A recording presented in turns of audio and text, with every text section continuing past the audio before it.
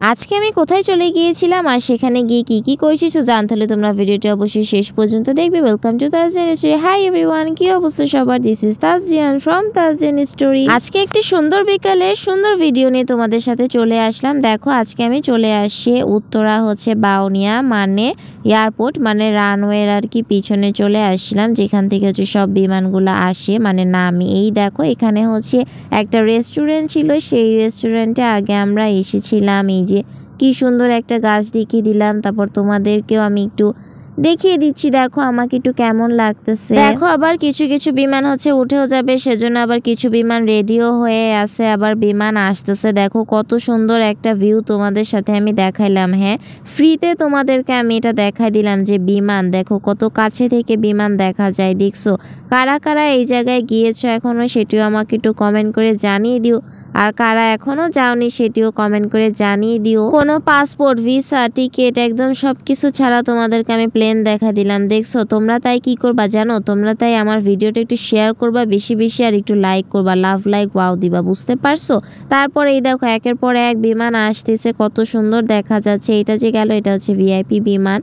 আসলে না এই জায়গা তোমরা যদি বিকাল টাইমে যাও তবে কিন্তু, কারণ সন্ধ্যার পর এখানে দাঁড়িয়ে মজা পাবা না, মশা কামড়াবে। আসলে সন্ধ্যাবেলা ভালো লাগবে না, বুঝছো? বিমান দেখতে ভালো লাগবে কিন্তু তোমাদের কাছে ভালো নাও লাগতে পারে, কারণ মশা অনেক অত্যাচার করে। এই জন্য বলে দিলাম যে বিকাল টাইমে অবশ্যই যাবে। তারপর এই তো এখানে কাছেই একটা রেস্টুরেন্ট আছে, রেস্টুরেন্টে একটু বসলাম, হালকা পাতলা কিছু খেয়ে নিব। তারপর খাওয়ার সাথে সাথে এরকম বিমানও দেখা যায়, কত সুন্দর একটা ফিলিংস, কত যে ভালো লাগে। আসলে তুমি একদিক দিয়ে খাচ্ছ, আরেক দিক দিয়ে বিমান যাচ্ছে, আসলেই কিন্তু এই অনুভূতিটা একটা অন্যরকম, তাই না? এই তো দেখো তারপর আস্তে আস্তে সন্ধ্যা হয়ে যাচ্ছে। সন্ধ্যার সময় আর কি তোমাদের সাথে শেয়ার করব যে সন্ধ্যাবেলা কেমন লাগে কাছে থেকে এত বিমান দেখতে। দেখছো কত সুন্দর, মাশাল্লাহ মাশাল্লাহ। আল্লাহ যেন আমাদের সবাইকে বিমানে ওঠার তৌফিক দেয় খুব তাড়াতাড়ি, তাই না? তারপর তোমরা এখন আমার কাছে বলতে পারো লোকেশনটা কোথায়। লোকেশনটা উত্তরা জসিমউদ্দিন রোডে। আর কি কোনো রিকশাওয়ালাকে আমাকে বললেই হবে যে বাউনিয়া যাব রানওয়ের পিছনে, তো সো তোমাদেরকে রিকশাওয়ালা মামারা সেখানে নিয়ে যাবে, ঠিক আছে? তারপর এই তো দেখো আমি খাবো কি, আমি প্লেনের ভিডিও করতে করতে শেষ, মানে আমার খাওয়া হচ্ছে না। আমি আমার বোনের সাথে গেছিলাম, আমার বোন বলতেছে যে তুমি খাও তোমার খাওয়া ঠান্ডা হয়ে যাচ্ছে। আমি বলছি আমি কি খাবো, আমি আগে ভিডিও করে নিই। এত সুন্দর কাছে থেকে যদি এভাবে ফ্রিতে বিমান দেখা যায় তবে কার খেতে ভালো লাগবে খাবার, বলো? এরকম দৃশ্যই তো ভালো লাগে। এই যে দেখো কত সুন্দর একটা প্লেন আসি, দেখছো কত সুন্দর, মাশাল্লাহ। এই যে তারপর আমি আমার খাবারও শেয়ার করে দিলাম তোমাদের সাথে, মানে দেখিয়ে দিলাম। এখানে চিকেন চাপ ছিল, সালাদ ছিল, সসও ছিল, আর আলু পরোটা।